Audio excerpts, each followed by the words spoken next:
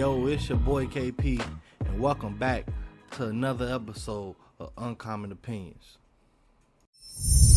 Alright, everybody.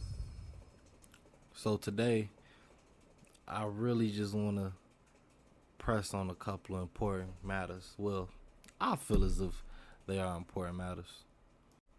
Now, before I start anything, today is going to be another show where I don't have my co-host. I just feel as if the first couple episodes, I try to get y'all accustomed to me first. Yeah, we gonna see how it go. Now, a big reason as to why I wanted to start a podcast in the first place is because there's a war going on between the men and women in the community, in general, just Western civilization as of right now. Now, I know what you're thinking. What can I know? Me being young and all. But I feel as if it is critical, right, that we have certain discussions on this podcast when it comes to relations. But before I can get into that, we need to talk about a certain somebody. And this person has a very, very solid footing in the political scene because of his, how can I put this politely? He's a big white supremacist, aka a racist. Like, we just gonna keep it a buck 50. We all know what white supremacy means. He was so outrageous with his white supremacy, though, that it got him kicked off of YouTube in 2020 because of hate speech. Now, I'm not a big follower or fan of this guy, so I haven't really heard this guy until recently. But because he's a white supremacist, I can kind of figure on what kind of hate speech he was kind of spewing. And it's avidly known his thoughts on the Holocaust, as him being a Holocaust denier. And to put the icing on the cake, he is also a member of the incel movement. I don't think you guys heard what I said. For those who don't know what the incel movement is, so basically, we're going to just chop this up like this. The incel movement is a group of online people who, in lightly phrased, cannot get the viscous innards of the opposite sex, right? Just a bunch of heterosexual males who are female deprived.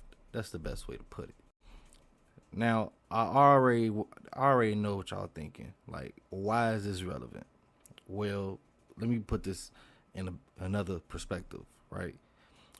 The FBI have the incel movement as a terrorist threat in the database, right? Since 2014, there has been multiple mass killings and violent crimes committed by members of the incel movement. Just to bring all of this in full circle, you have to understand that a man that is deprived of choice, a man that is deprived of a reason to live, and a man that is deprived of love are some of the most dangerous men around in the world. Like, they become danger itself. And that is what you need to understand about the Nick Fortes and why it is that his presence, not even on a political stand, but just in a natural land of America, why is people like Nick Fortes somebody that should be watched carefully. Now, to just bring this all full circle on why it is that information is relevant, Nick Fortes was on a podcast called Just Pearly Things. Now, Just Pearly Things is out there in London, and Just Pearly is a well-known person in the red pill community. Before I get into her background, we're going to talk about a little bit about the show itself. Just Pearly has a full cast of African descents. They're all black. So clearly, there, I can't point a race card at her when majority of her cast are black. Like we can't point a race card in that. But when you look more into just what it is that he was saying, and she really didn't give any opposition to what he was saying. Now, in hindsight, I understand all of this is an abundance of information. But when you realize that Just Pearly Things is a podcast about relationships, for the most part, it's about relationships. And a big majority of her audience and her cast are black people. It puts in perspective on just what it is and how we should have people holding our conversations when it comes to black relationships in general. And another bit about this is she's known to make red pill content. Now, for those who don't know what red pill content is, think back towards the Matrix. You had the red pill, then you had the blue pill. The red pill was to break you from the false reality of the life that we're living in. Then the blue pill, you continue to live into that false reality. So in this instance, when you think about red pill, when it comes to the manosphere, they often associated with men trying to better themselves and just to become the best you that you can be. Now, ultimately, I don't have a problem with that analogy, right? I believe it's the correct mindset to have.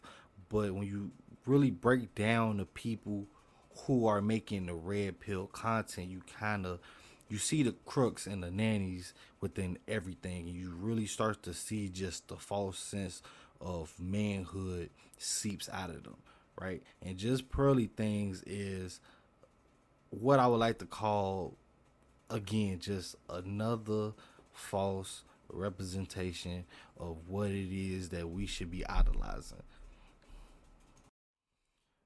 Now, to point at the opposite end of the spectrum, because with the red pill comes the blue pill. Now, you got, I think his name is Hafez, the host of The Roommates, right? This guy, he's overly religious to a certain point, which really isn't a bad thing, but like, if you can't bring into the conversation as to why a man should get married or bringing God into the situation, everybody don't believe in God. You got to talk to people with clear, substantial evidence of marriage is the route to go without being religious. Like, you really can't. And the fact that he always bringing God into the point like that is an actual point of discussion. It is kind of delusional to a certain extent. And I think another downfall of him as a influencer is he rambles. And it's not like the ramble as in like a guy who can't stop making points or making random points. Like, he rambles a whole lot of nothing and then looks at the person he's talking to as if he gave a substantial answer. It's kind of awkward, but like, you just have to see it to believe it. Like, you really do. And I bring him up because when you look at the opposite end of the spectrum, he is a big advocate on marriage in general, right? Now, that's in itself isn't a problem because I'm big on marriage, but I believe on it's the way you go about marriage, and people should advertise marriage properly. Like, Hafiz advertised marriage like it's a fairy tale almost, the way that he fantasizes and romanticizes about marriage. And under the right circumstances, it can be, but we have to understand that you have to protect yourself at all costs when it comes to certain things. And not only that, but people do not break down the findings of what it takes to keep, build, and necessarily hold a strong relationship. That is something that everybody, no matter if it's the red pill or blue pill side, they do not talk about how to maintain a relationship properly. They never do. You will never hear these people teaching somebody how to properly maintain a relationship. The only thing people will say, communication is key. And most of the time, you could be right, but people don't even know how to communicate properly in the first place. So how can communication be key when people is not taught how to communicate properly? Please tell me, how is communication the key for when nobody know how to properly communicate? The red pill is infatuated with teaching men how to become the top dog, and the blue side is too busy trying to idolize women and put them on a pedestal. All your life will be so great with a good woman behind you, despite not teaching men on what a good woman look like. So now, for men, we have this on both sides. We have the wrong information being pushed to us. We have to get to a point to where we can understand what exactly is a man and how can a man be productive enough in a relationship, and what does a productive man in a relationship look like. That what it is we need to understand, and that's why I'm here to give you all that information. The biggest component to building and maintaining a happy relationship is sacrifice, right? On both sides, men and women. The knowledge on when is the appropriate time to sacrifice for your significant other is a trait that almost nobody understands nowadays, right? This is what our grandparents did to hold on to a 30 and 40-year marriage, like, but it became lost within time. And the red pill and blue pill content is the reason why, sadly.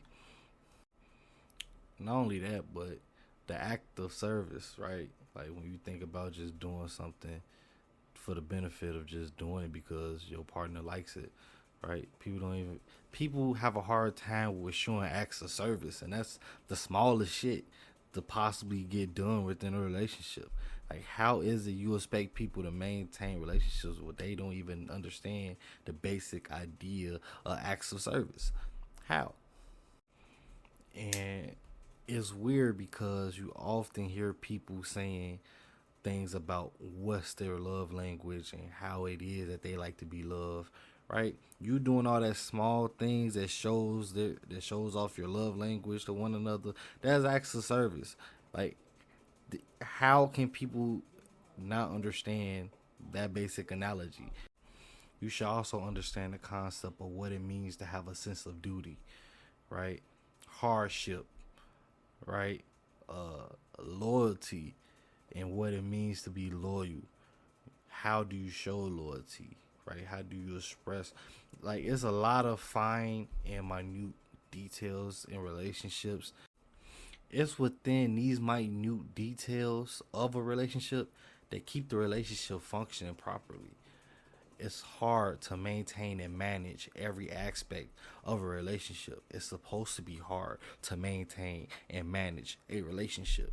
You just cannot cut down a relationship to a man provides and protect and a woman blase blase.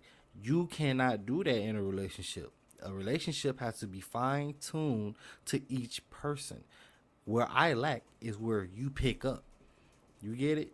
Like, relationships are so intricate, and that how people talk about them is so cut and dry, as if there's not a nuance to a relationship. And that's not even mentioning of how it is and how hard it would be, and how can you efficiently rebrand yourself when you with another partner, right? Because everybody is not gonna be there for the long run. You have to make your way through some seasonal motherfuckers to find your right one. It's an unfortunate truth, and because of that, you will have to break down yourself each time, and you have to understand that every time it don't get any easier, but you can always give yourself the necessary tools to make sure that you understand what it is a relationship is, and how to assess the relationship properly to figure out if that's someplace that you need to be. You can give yourself the tools for you to understand that. And part of that is understanding yourself. The biggest thing that everybody leaves out when they talk about relationship is how to understand yourself. And what I mean by understanding yourself, I mean understanding yourself under the microscope.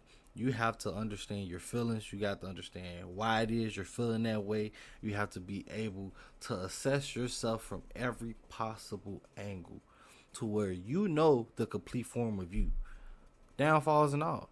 You have to understand yourself to understand somebody else. You have to love yourself before you can even possibly love somebody else. But we have time to break down everything. For right now, I just wanted to merely expose this idea to y'all. Let it marinate, let it saturate up in there, you know what I'm saying? Rub it all over, let it seep in the skin. And again, it's your boy KP. I appreciate y'all taking y'all time out y'all day to listen to me ramble. And hopefully, I executed my point very well. If not, let me know in the comments. Let me know if there's anything I need to clarify on. Let me know if there's anything that you feel as if I over elaborated on. But have a blessed day, everybody.